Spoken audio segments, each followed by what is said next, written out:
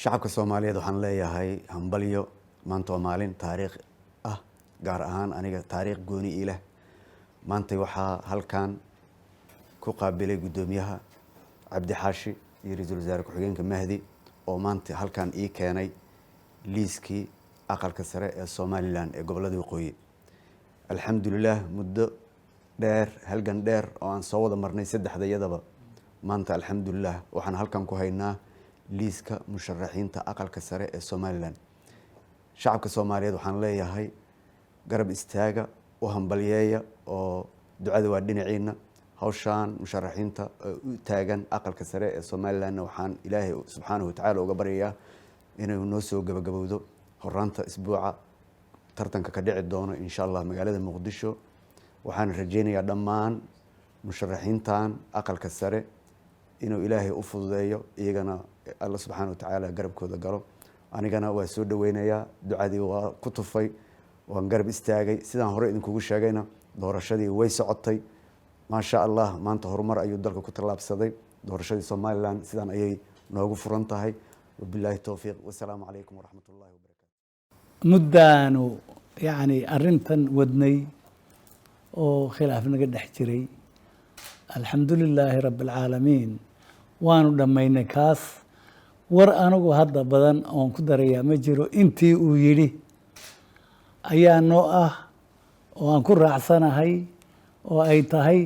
sidaa uu sheegay ayaan kula midaysanahay oon ku raacsanahay aad iyo aad baad u mahadsantihi alxamdulilaahi rabbil caalamiin waxaa maanta oo ah 22 Sebtembar maalin 2021 maalin salaasa ah noo soo dhamaystirmay oo noo suurta gashay aniga iyo gudoomiye Cabdi Xaashi Cabdullaahi in aanu soo xulno liiskii 11 tartamayaasha 11 kursi ee baarlamaanka federaalka Soomaaliya aqalka sare u metelaya gobolada waqooyi ee Soomaaliland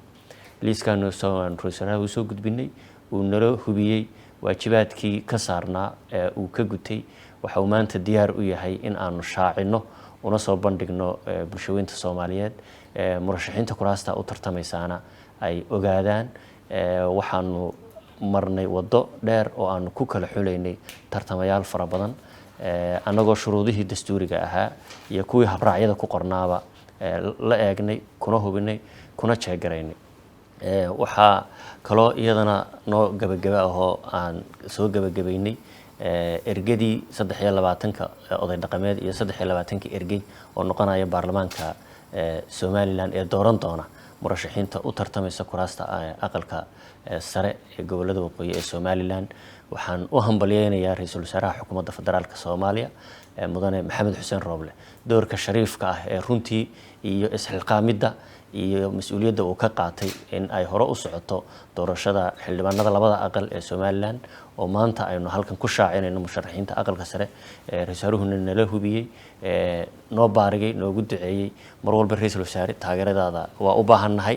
iyo garab istaagaaga waanad ku mahadsan tahay runtii mar walba sida aad noola barbar taagan tahay in shaqadaasi ay hore u dhaqaaqdo intaasan ku soo gabagabeynayaa odaytinimada gudoomiye Cabdi Xaashi Cabdullaahina waan hambalyeynaya iyo dulqaadka uu muujiyay waxa kaloo uu hambalyeynaya doorka runtii gudoomiyaha maxkamadda sare uu